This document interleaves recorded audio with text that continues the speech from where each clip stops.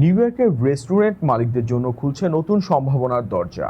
সারা বছর outdoor dining চালানোর সুযোগ দিতে সিটি কাউন্সিল পাশ করেছে নতুন বিল। এতে মৌসুমি কাঠামো বারবার বসানো ও সরানোর খরচ কমবে। একই সঙ্গে বাড়বে বসার জায়গা, ক্রেতা ও ব্যবসার সুযোগ। তবে এই পরিবর্তন নিয়ে সবার মত এক নয়। সুবিধা অসুবিধার পুরো চিত্র থাকছে প্রতিবেদনে। নিউ ইয়র্ক শহরের রেস্টুরেন্ট ব্যবসায় আসছে বড় পরিবর্তন। শহরের আউটডোর ডাইনিং বা রাস্তার পাশে খাবারের ব্যবস্থা এবার সারা বছর চালু রাখার সুযোগ দিতে যাচ্ছে নিউ ইয়র্ক সিটি কাউন্সিল। বৃহস্পতিবার কাউন্সিলে পাশ হওয়া নতুন বিলের ফলে রেস্টুরেন্টগুলো মৌসুমী সীমাবদ্ধতা ছাড়াই স্ট্রিট ক্যাফে পরিচালনা করতে পারবে। নতুন এই উদ্যোগকে স্বাগত জানিয়েছেন স্থানীয় ব্যবসায়ীরা।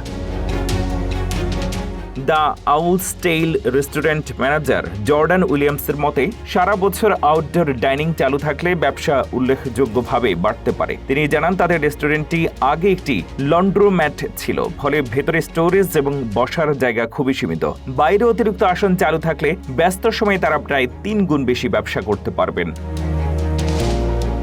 বিলটির উদ্যোক্তা কাউন্সিল সদস্য লিংকন রেসলার বলছেন, প্রতি মৌসুমে আউটডোর কাঠামো বসানো এবং আবার খুঁড়ে ফেলার খরচ ছোট ব্যবসাগুলোর উপরে বাড়তি চাপ তৈরি করে। নতুন নিয়মে সেই খরচ ও ঝামেলা কমবে। শুধু তাই নয়, ফুটপাত এবং রাস্তার উপরে থাকা আউটডোর ডাইনিং কাঠামোকে শীত এবং বৃষ্টির উপযোগী করার সুযোগ দেওয়া হবে। অর্থাৎ শীতের তীব্রতা, বৃষ্টি কিংবা তুষারপাতের মধ্যেও ব্যবসা চালু রাখার সুযোগ থাকবে।